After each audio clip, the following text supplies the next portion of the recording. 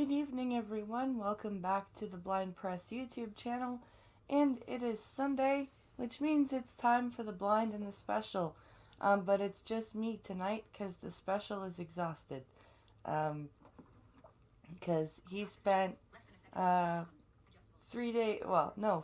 days with the kids. I've got back from I stayed in Ottawa. My uncle was across the border, but I got back last night at almost 11. So I left Wednesday morning, came back yesterday, and it looks like we've got about 3 weeks max. And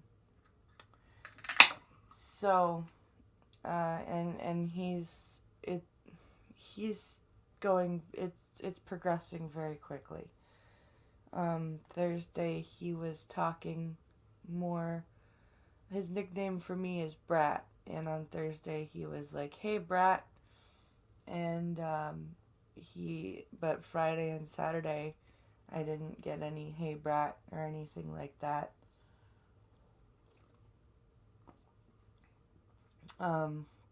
It's getting harder for him to talk.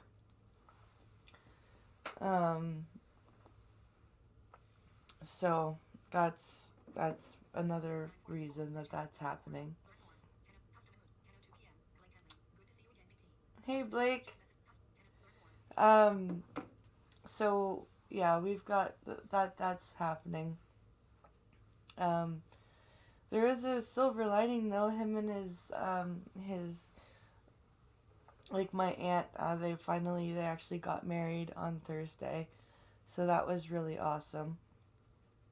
The way that they were doing it though, it was just the notary public, 2 witnesses, and the kids, because of COVID. They didn't want any more people in the house than that. So we all stood around their porch and looked through the windows.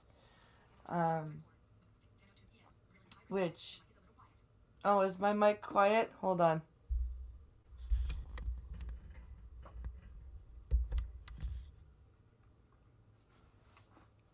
Everything's been moved around. Is that any better? My mic was way off to the side before. Is that better?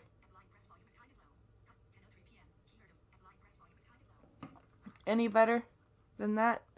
Software update. Yeah.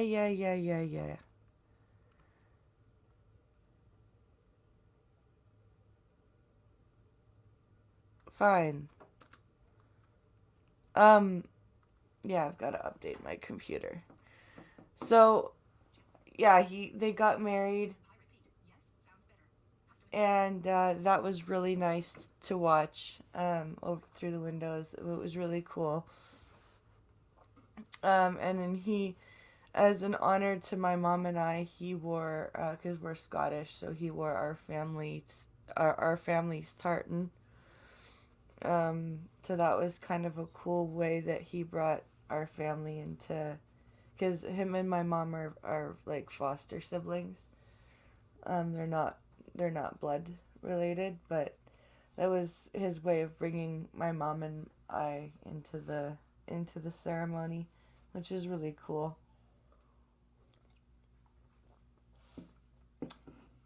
And so yeah, it wasn't all sad. We got to watch a wedding. Hey, Addie. So while I was gone, I got to hear a lot about how Trump was horrible, and I got to hear about how Trump is anti-democracy, and how it doesn't matter which side is doing what Trump is doing. We should all be very afraid of what Trump is doing, because he lost fair and square, and he needs to just suck it up and put on his big boy pants, and over and over and over again. That's what I was hearing. And even when we weren't talking politics, somehow Trump was brought up. We were talking at one point about one of my uncle and aunt's little boys, who is incredibly intelligent. And we were saying how he was one lab accident away from being a mad scientist. And we were talking about how it's funny how all supervillains seem to have degrees. Which is, and we were talking about Doctor Doom and Dr. Nefario and all that.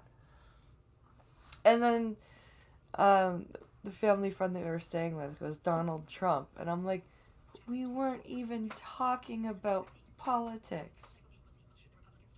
Oh, it was ridiculous. So, but going by the Dems playbook, should the Republicans start the Biden impeachment the day after inauguration? Yes. Yes, they should. But that's what I mean. And every time I would bring up even, like, the smallest point against what they were saying, they would just stop talking and then just start talking again to each other as though I had said nothing. Like, and they were talking about how wonderful it was that Biden had picked, like, so many women for his cabinet. And I'm like, that's awesome. I just hope that those women are more qualified than just having a vagina.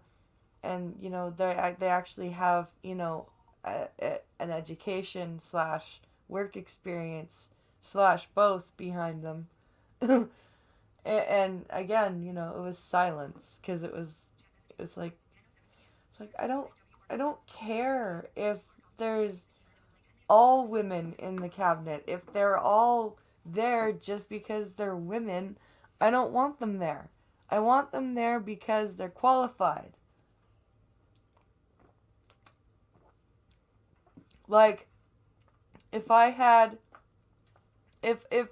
was in a burning building and somebody sent in a woman firefighter and a male firefighter, and the male firefighter and the woman firefighter both got to me at the same time, and the woman firefighter went to grab me by the feet to drag my ass out of there because she couldn't carry me, I'd go, put me the fuck down and get him to do it.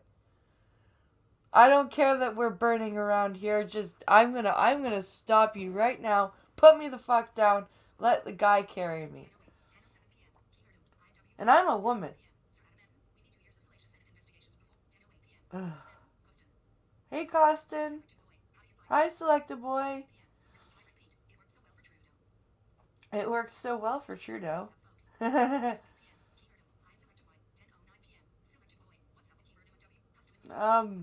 So yeah, I basically got to hear about how horrible Trump was, and how and it was really interesting because they were talking about how, like, my family friend, he's a really big history guy. So he was talking about how Lincoln was a Republican, and how most of the Democrats started out in the South, and that they were the secession party.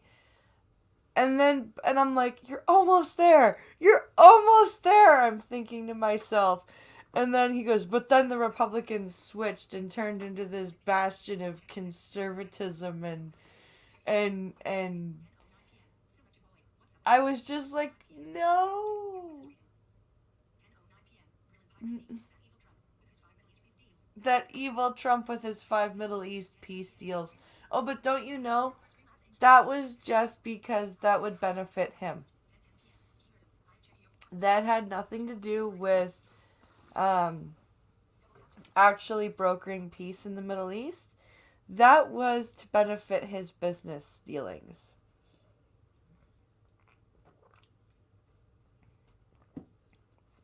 That's actually a thing that was said to me. So Pinkalo has been sending me lots of stories. So what I'm gonna do, the kids basically gave me about 5 minutes to spare. So I'm gonna open each story one at a time, in order to save some time and dead air, and share my screen like that. Quiet, WhatsApp. So, here we go. To the DMs.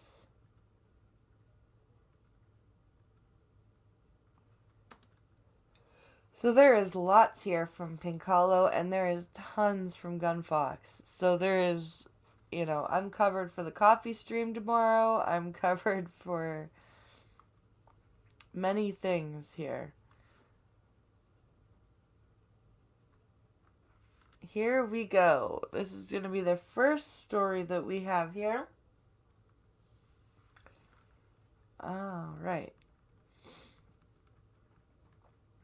Now let's jump back to StreamYard to share the screen.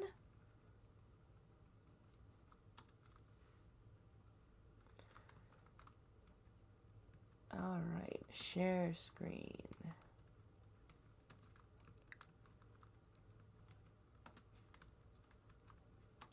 All right. So we have this story, and I think I know what it's about.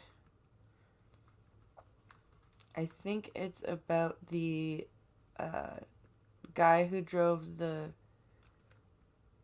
van guy. Did he know it was wrong? The insanity defense is having a moment in Canada's courts.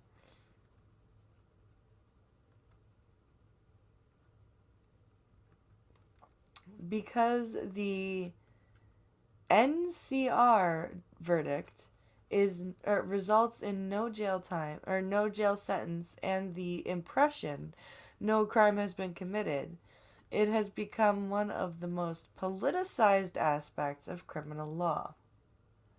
The insanity defense is political? I didn't know that at all. Hey there, check your logic.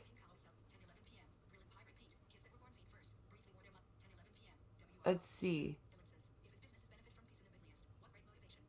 If his benefits benefit from peace in the Middle East, what great motivation. I know, right?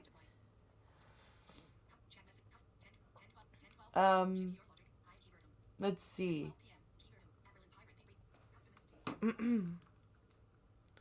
Let's get through the links. Oh. This dude. Oh, I was right. So it has to do with Alec Minassian and the Matthew Raymond from New Brunswick. Okay. So these two fine, upstanding members of Canadian society are planning on using the insanity defense.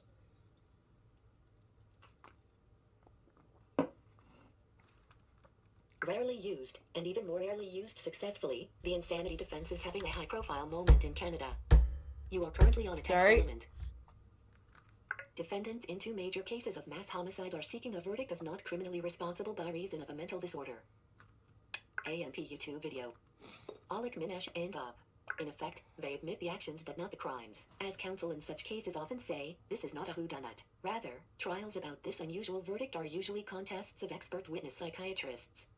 In New Brunswick, a jury will hear final arguments on Monday in the case of Matthew Raymond, a psychotic spree killer who has pleaded NCR to 4 counts of first-degree murder, including 2 police officers. Jurors have already heard he was delusional because of schizophrenia back in 2018, and that he believed his victims were demons coming for him, because he had made disordered mathematical calculations. Okay. So his defense is that he was schizophrenic and lost his shit and thought there were demons after him. Awesome. I thought the end of times was in full swing, Raymond, 50, testified in his own defense. Story continues below. Third party, save Frank, and up. In Toronto, a judge is hearing the case of Van Rampage killer Alec Minashan, 28, without a jury. This one is unusual because the mental illness in question is reportedly an autism spectrum disorder, which is not usually associated with psychosis or losing touch with reality. No, but it in is Minashan's not. case involved similarly distorted thinking, according to a defense psychiatric report described by the prosecution. No expert witness psychiatrist has yet testified. In both cases, the verdict.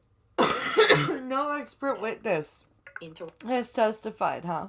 In both cases, the verdict will come down to the defendant's state of mind at the time of the killings, and whether the defense can prove that a disease of the mind raises reasonable doubt about criminal guilt. Crome has... The first guy, maybe.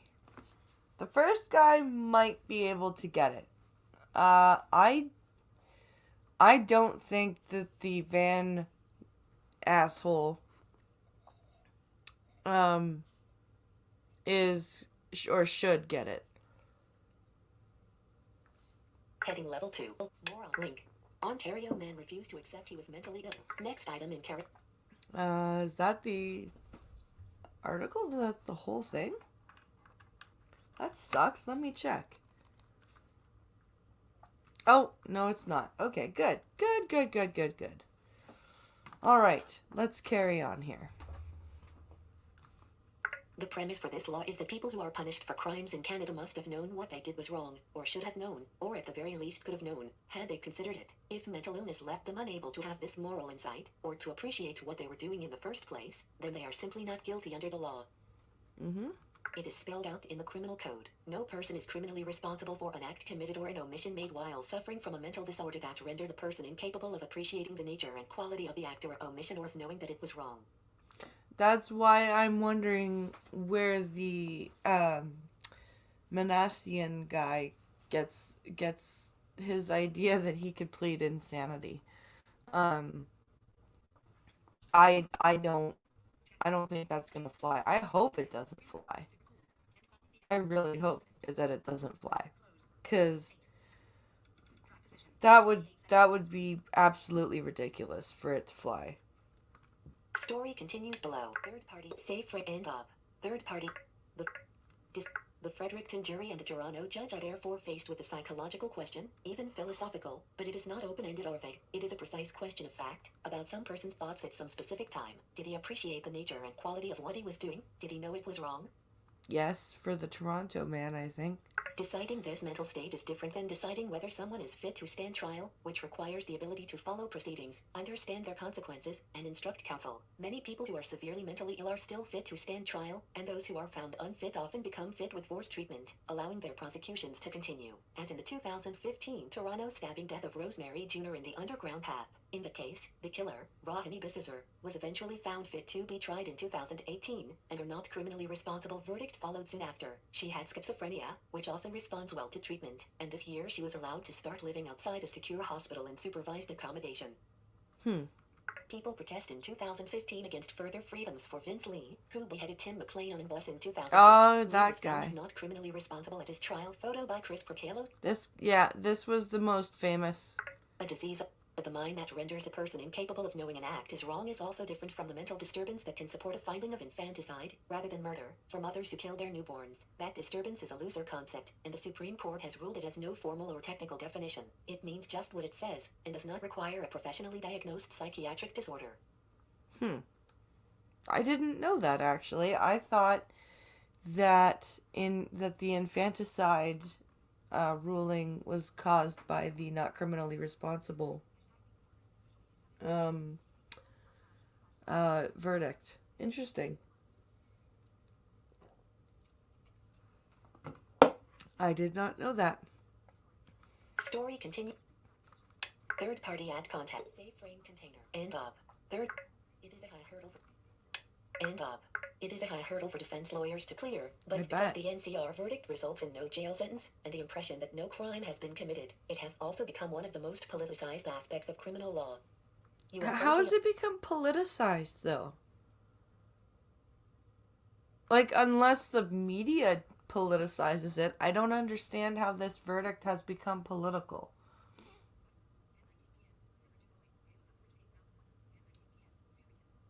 Hey, Fury Kitten. Hi, Richo.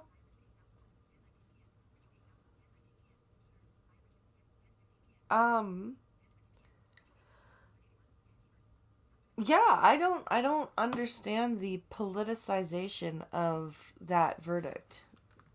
There was public outrage, for example, at the increasing freedoms given to Richard Katchker, who killed Toronto police officer Sergeant Ryan Russell with a stolen snowplow in 2011 and has since been conditionally discharged, and Matthew Degrod, who killed 5 young people at a Calgary house party in 2014.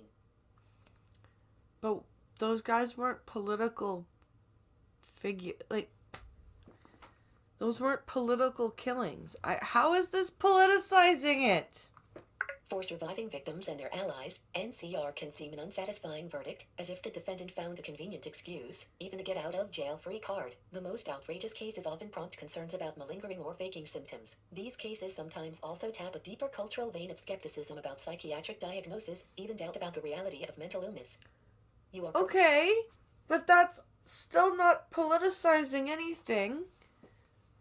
Those are all very valid points, but that doesn't make it a politicized part of criminal law. That makes it controversial, but not politicized. I don't understand where the politics comes in. I just don't get it. I maybe I'm missing something. Chat, if you feel I'm missing something, please do correct me, but I don't see how this is politicizing anything. People who are found not criminally responsible do not go to jail. Rather, they go into the Provincial Review Board system for an indeterminate period, with regular oversight. They are typically confined to hospitals, some of which have highly secure wards. You are currently... For Earl Joey Weeb, his NCR verdict become an effective life sentence. Photo by Pi. In some cases, freedom is not far off, as with Vince Lee, who committed the 2008 killing of Tim McLean on an intercity bus while psychotic due to schizophrenia, and was granted an absolute discharge in 2017, with his mental illness successfully medicated and controlled. Okay. That was 9 years of treatment. That's a long time. That's a lot of work. Story continues. The third party at Safe Rate, and up. Most commonly, the plea simply. In other cases, an NCR verdict can become an effective life sentence, as in the case of Earl Joey Weeb, who has a personality disorder that is less amenable to treatment. He who would have long since served his prison time for the 2000 murder of his stepmother Candice Moiser, but instead has been in secure custody ever since, bouncing between hospital and jail for the crimes he commits in hospital, like mischief and assault. Most commonly, the plea simply fails, as it did last month in the Toronto prosecution of Kyan Diba, 34, who in 2017 attempted to murder his fiancée, identified in court records as Ms. AP. He claimed to have blacked out before he stabbed her repeatedly in the throat. The same forensic psychiatrist for the defense in the Raymond case in Fredericton, Julian Goger, testified Diba was in a transient psychotic episode, but a judge decided this was a volcanic outburst of repressed jealousy rather than a single, never repeated episode of psychotic behavior. I find that Mr. Diba knew what he was doing, clearly explaining what he was doing and why he was doing it. I further find that Mr. Diba's words and actions during the attack establish without doubt his specific intent to kill her. Well, sometimes that just happens in the courts. Link. View on national. So that's an interesting look into the justice system here, but I still don't understand how that's a political I don't understand that. That's not criminally responsible by reason of insanity is absolutely controversial. Absolutely controversial. But to say that it's political, I don't agree with that.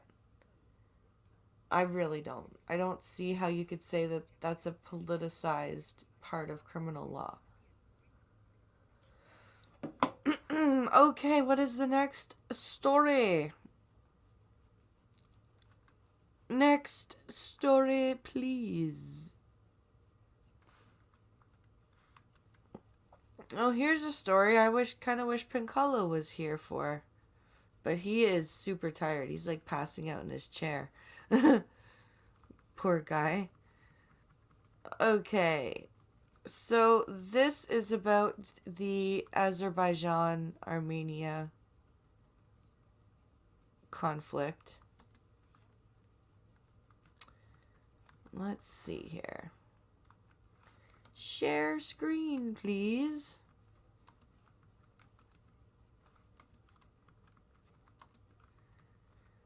All right. So this here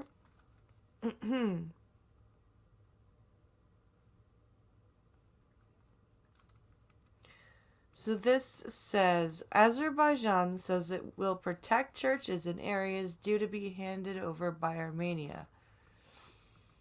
And then we've got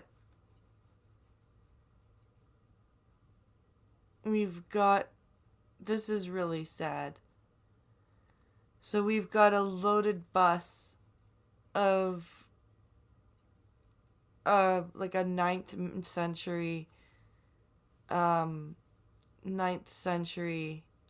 church with the Armenians leaving a supper there, like ethnic Armenians. So let's take a look here.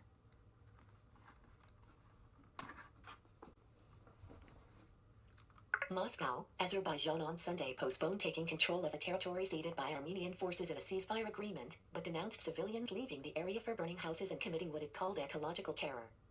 Fuck you. Fuck you. What do you expect them to do?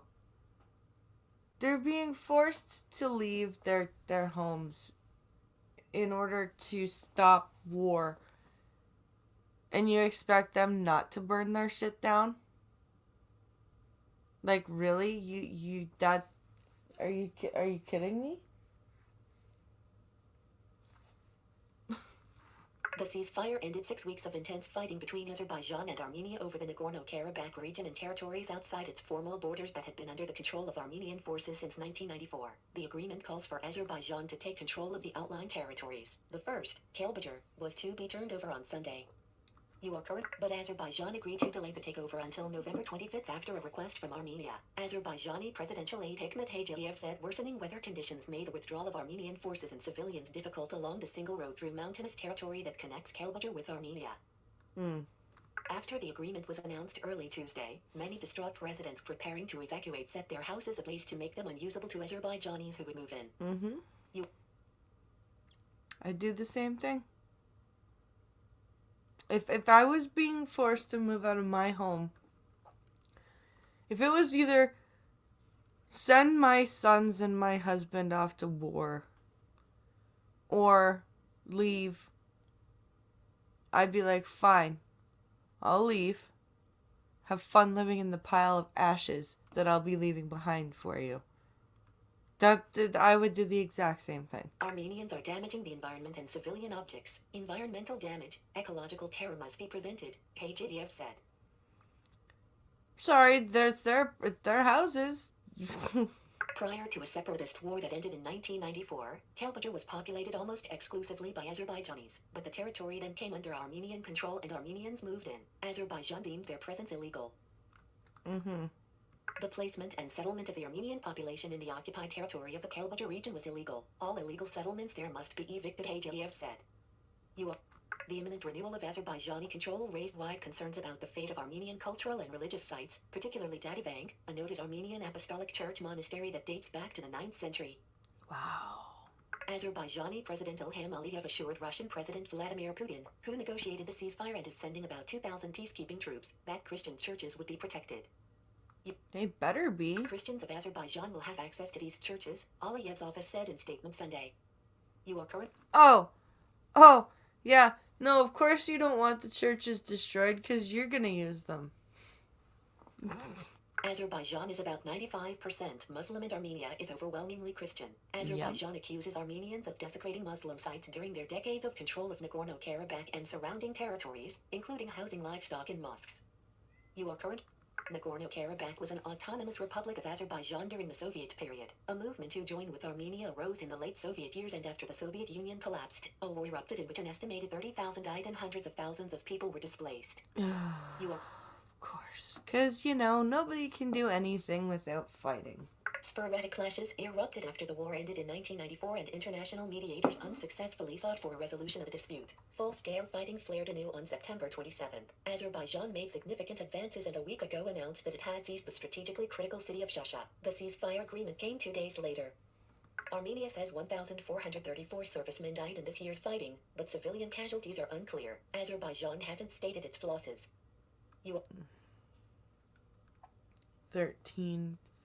1,434 people died. The ceasefire agreement and cession of territories was a strong blow to Armenia and prompted protests against Prime Minister Nikol Pashinyan. On Saturday, the leader of a small center-right party who formerly headed the National Security Service was arrested on suspicion of plotting to assassinate Pashinyan. Oh, damn. The agreement also dismayed many Armenians who had hoped for Russian support in the conflict. Russia and Armenia are part of a defense alliance, and Russia has a large military base in Armenia.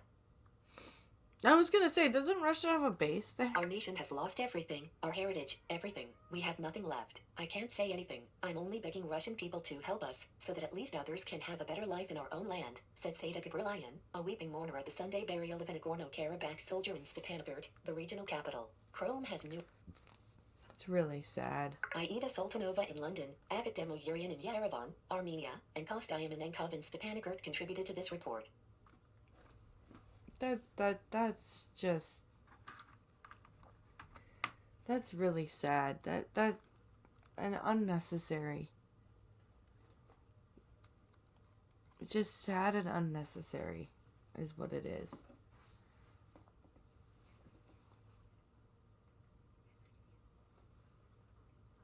Let's see what chat says here.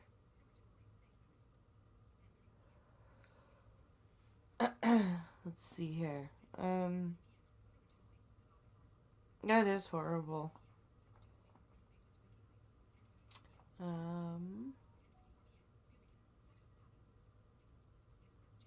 So the next story we've got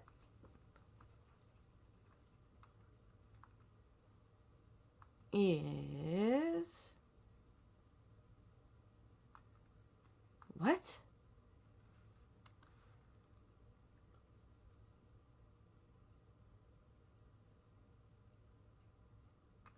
Okay.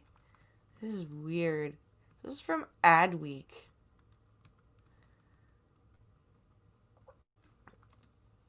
So, this is gonna be interesting. Let's see here. Alright. Oh my goodness. I am tired, and I still have to wait for the dryer to finish.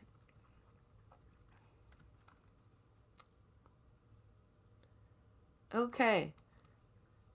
So, this story is titled... Wait. Where's the story? Oh, story.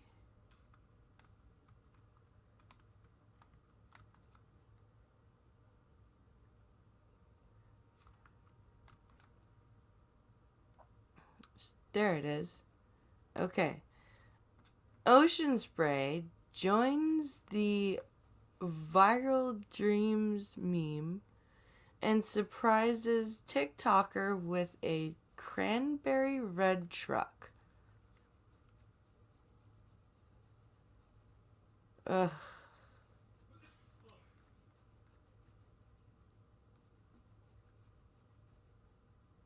Let's see here.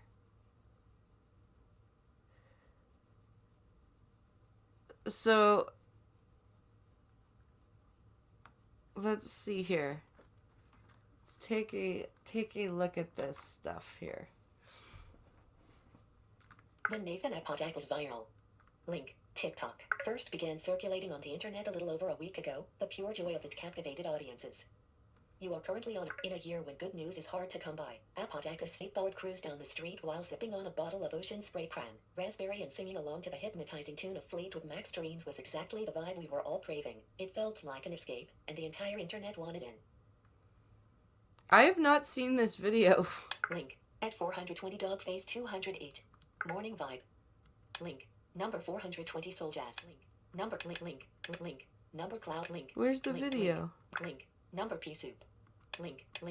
Where's link. holy link. hashtags? Party ad content. AMP and up. Link. Dreams. 2004 remaster Fleetwood. But I'm gonna get hit for it, Naturally, so. remakes proliferated on.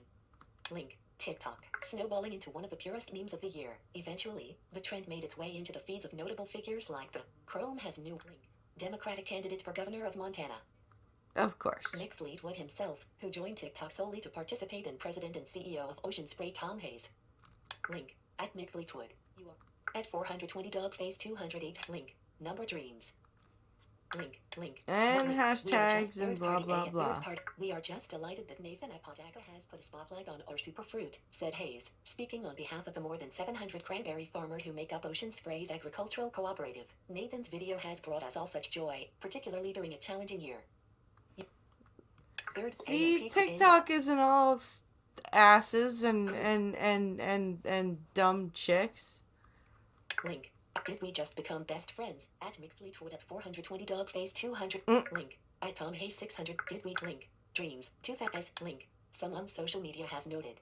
Ocean Spray had the foresight to let the meme play out organically and refrained from jumping in on the action too soon. Hayes posted his remake of the viral video today, and a team from Link. Ocean Spray surprised Apodaca with a new cranberry red pickup truck filled with Ocean Spray products.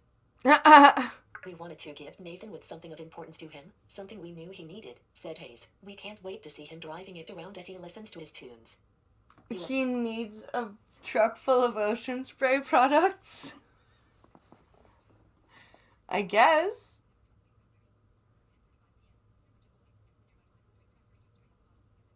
And who in their right mind would drink cranberry juice straight out the bottle, shaking my head? Never trust Big Cranberry, says Spirit Kitten. Yeah, for real, the TikTok, like, this shit happens, like, quite a lot. It's weird. It hasn't happened to me yet, but it happens. Third-party ad con safe and up. Apodaca said it was pretty humbling that the brand surprised him with the truck and all that Ocean Spray. You know what? I'd laugh if they gave him this truck and he'd be like, I can't drive. I don't have a license. It's been a wild ride for sure, and it's awesome that I'm putting out good vibes for everyone right now, he told Adweek. I mean, I love my cranberry raspberry Ocean Spray, so now I have a truckload, which is pretty cool. Apodaca posted a video of the new truck on his Instagram today and recreated his original Dreams TikTok from his new set of wheels. Third-party ad contact frame 3 and up. Third Instagram, not Instagram, for and up. And I'm going to, if I play the video, I'll get hit, so. Heading level 2. Recommended article. So, you know, just a little bit of a feel-good story. You know, it just to show that TikTok isn't always about girls shaking their asses.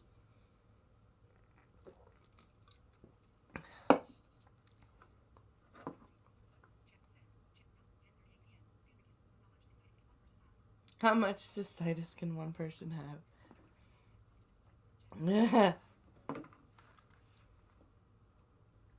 Okay, next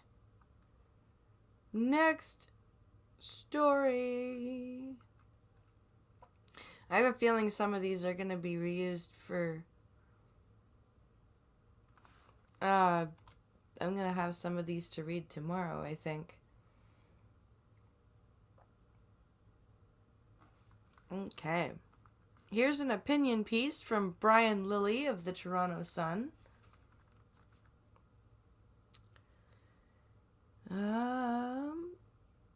Lilly unleashed. Should Canada celebrate a Biden victory? No. No, we should not.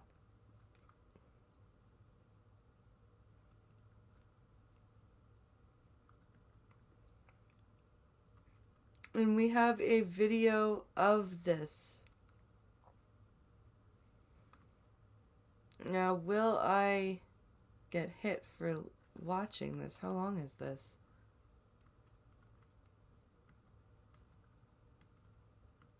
How long is this?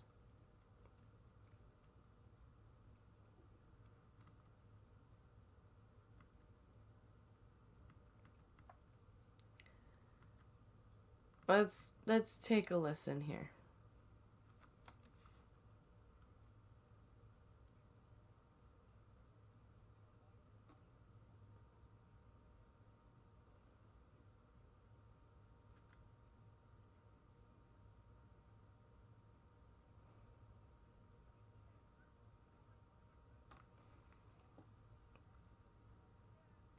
Not.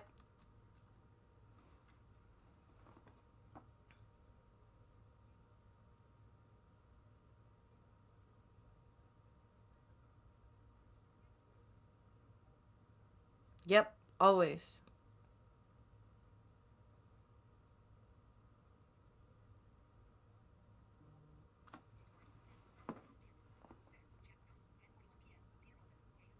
Hello, Peter Almond.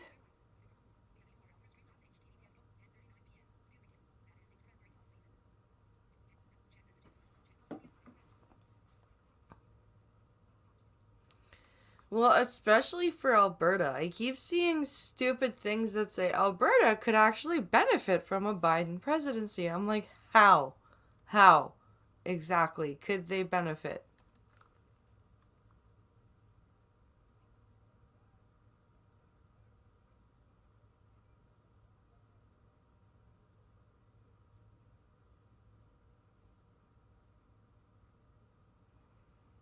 Nope.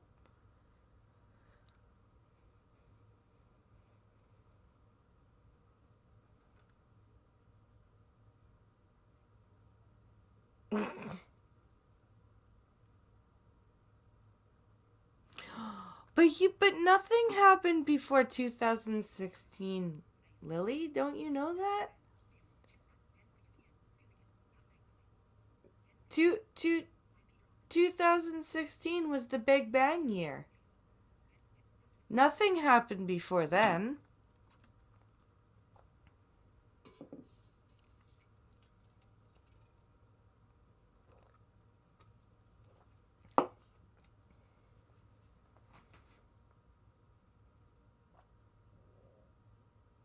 Yep.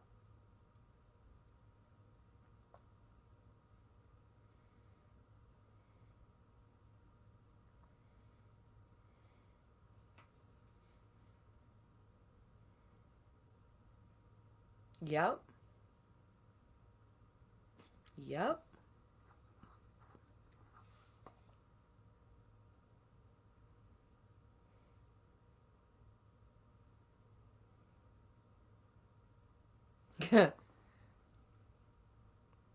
Electricity.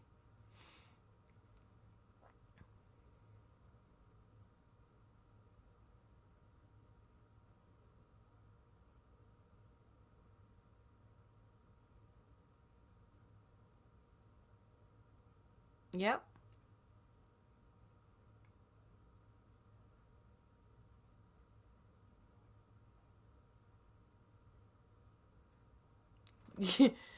Nobody knows.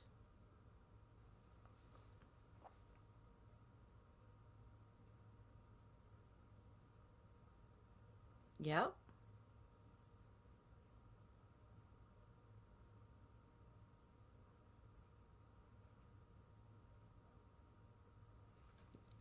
Absolutely.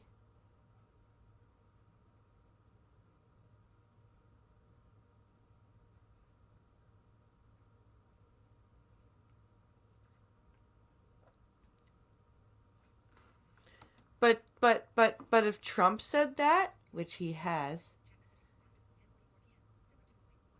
that would be racist and and xenophobic.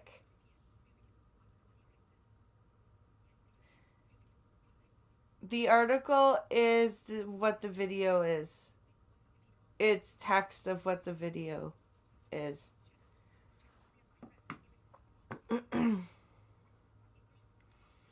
Because if you go down, if I show you here.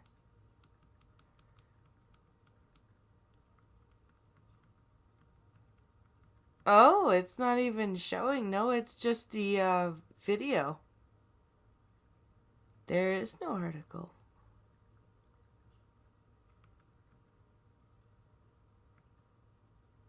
Nope, there is no article. It's just the video, Fury Kitten.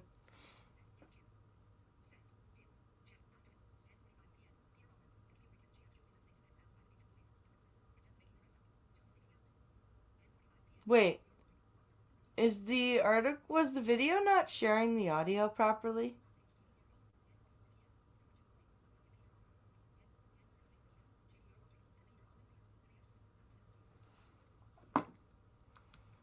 Now I'm paranoid.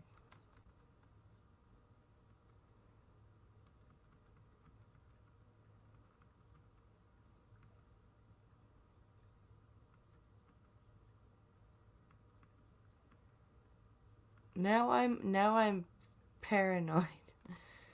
But anyway, Biden's not gonna be good for Canada. Oh, for fuck's sakes.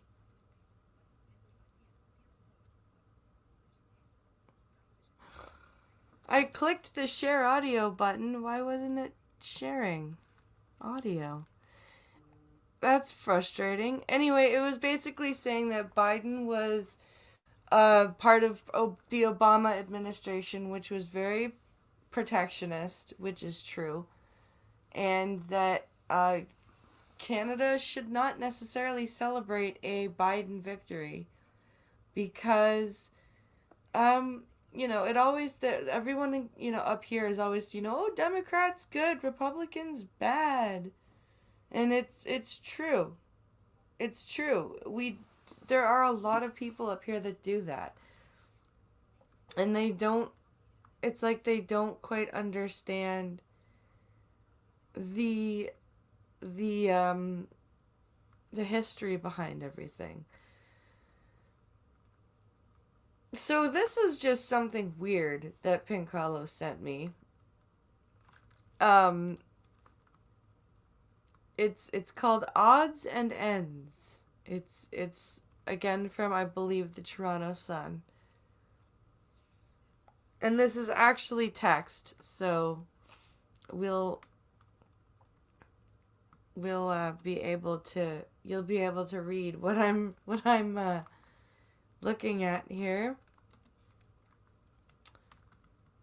Yeah, it's really weird. I even checked the share audio button and it just didn't share through the stream. That's very strange.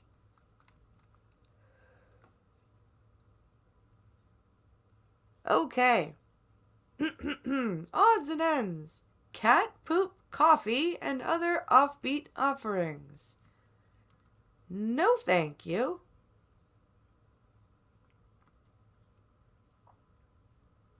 Feline feces Java is a thing. No thank you. I will pass on that.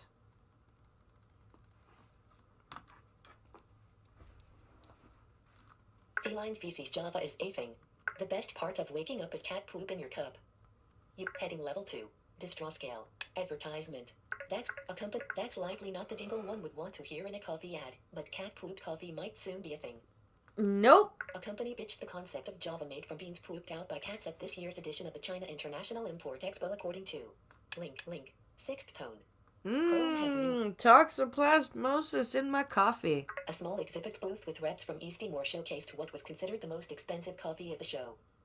Apparently, the cat poop caffeinated drink, known as Kopi Luwak, is a high commodity among Java enthusiasts. That's because Asian palm civets, a relative in the feline family, are known to be picky eaters and only consume the best parts of a coffee plant. You are currently In turn, they excrete the coffee beans in their bowel movement, which is then used to make coffee. Only 800 kilograms of Kopi Luwak is produced annually by the animals, which fetches a pretty penny.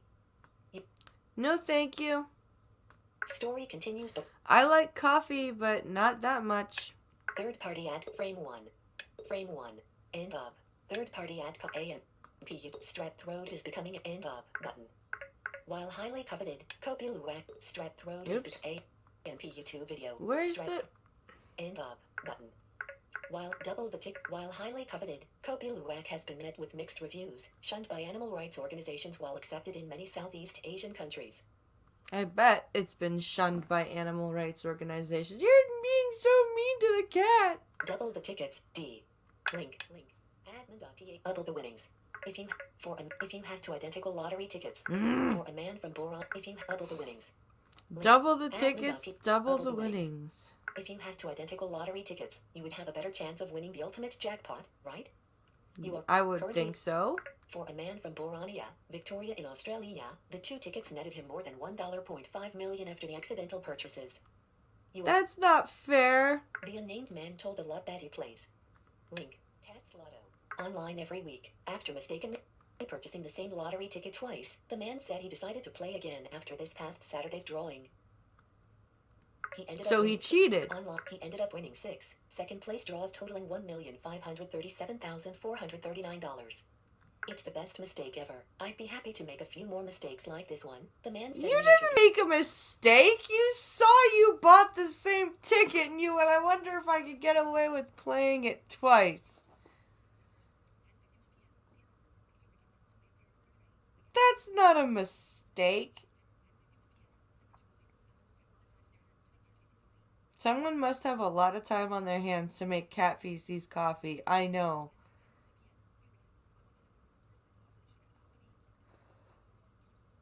I want to know the first person who saw a civet shit out coffee beans and went, I wonder if... Yeah.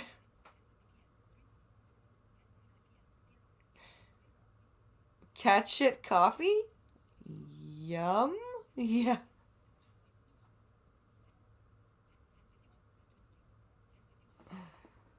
Oh, man. The newly wealthy man said the numbers were handpicked by his family. Idaho man David Rush sets Guinness World Record for catching most eggs in mouth photo by screenshot/YouTube/David. What?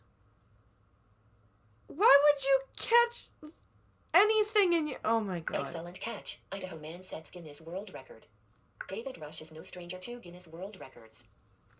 He's already broken more than 150 Guinness records for feats such as juggling blindfolded and using his mouth to bounce balls off walls, all in the effort to promote STEM education. So, why not add one more record to that list? According to Link, UPI, the Idaho native recently set a new Guinness record for catching uncooked, unbroken chicken eggs in his mouth in a 1-minute period. You are currently on a Why am I picturing an updated version of Cool Hand Luke? Is it just, am I the only one? Story continues. Third party ad frame 3. Frame 3. End up. Third party ad content. Group. A&P YouTube video. Most raw eggs. End up. A&P button. End up.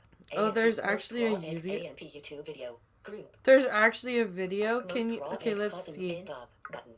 A total of Arby's offers unique pillow to sleep off that fast food chain. A total of 36 eggs were thrown by Hannon towards Rush, of which 24 were caught, with 18 unbroken.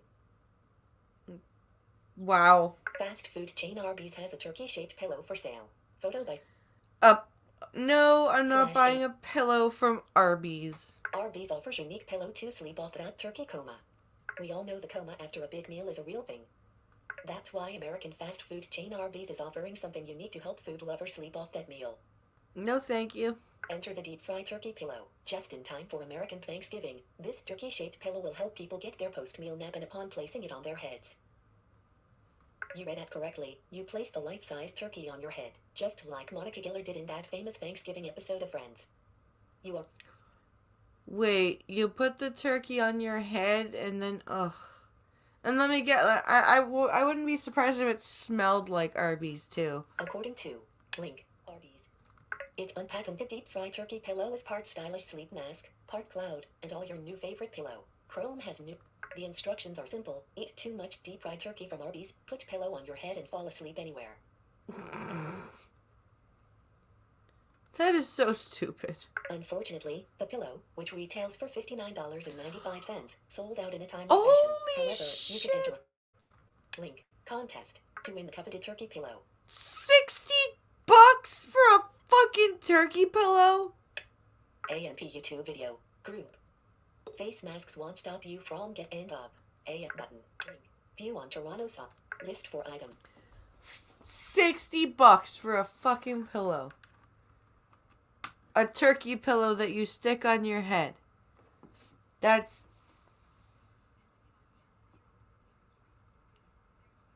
Wow. Yuck, says Selectaboy. Ugh.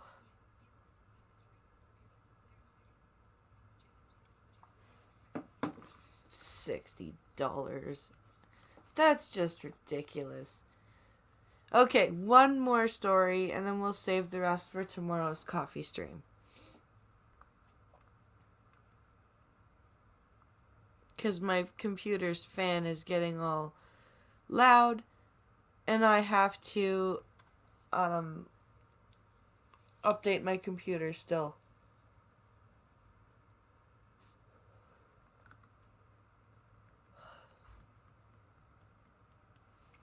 Okay.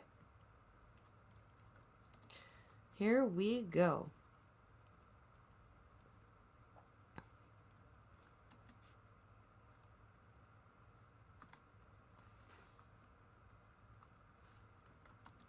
Yeah, it's making all sorts of loud noises. Okay.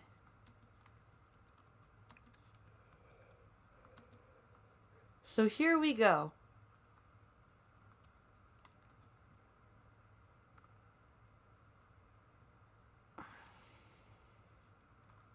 Blah, blah, blah. Go away. Okay. So letting trans women play women's sports. Wait, where's the title here? Where's the title?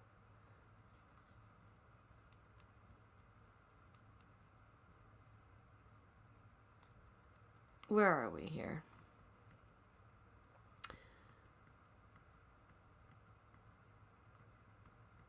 So this is about letting trans women play in women's sports. And how it's dangerous for trans women to play in women's sports. Which I would agree with. If you were born a man and you have transitioned into a woman, you still have upper body strength greater than that of a woman born a woman. And you should be playing with men. End of capital O. On October 9th, World Rugby, the global governing body for rugby union, announced that it would bar transgender women, people born male, but who identify as women, from playing in the international women's game. The decision drew condemnation from some quarters and praise from others. England's rugby authorities have already said they will carry on allowing trans women to play at all other levels of the game within England. It puts World Rugby at odds with the International Olympic Committee, IOC, whose rules allow trans women to compete in women's Olympic events, and with several other sports that have followed the IOC's guidance. Trans women competitors have enjoyed success in sports including weightlifting, cycling and athletics, yet World Rugby's decision to exclude them was the right one. Other sports should follow its lead. Success, huh? They've had success in those sports, not they've overwhelmingly destroyed the women who were born as women in those sports. The first thing they should note is how the decision was made. The debate over transgender rights, especially online, can be extremely bad-tempered and poisonous. World Rugby brought scientists, ethicists, athletes and lawyers together in person to present calmer arguments directly to the sports administrators. Those presentations were made public in the interests of transparency, and the decision relied, as far as possible, on the evidence. Well done. All for 0P2INA. Very good. I wish more decisions were made that way. End up. Advertisement. Third-party ad content. Heading level 2. Heading level 3. Heading level 3. America's economy president. Heading. Sign up link. End of article. A hand holding a newspaper. End of content info. Did you paywall me? List through link. Oh, you Subscribe. bastards. You paywalled me.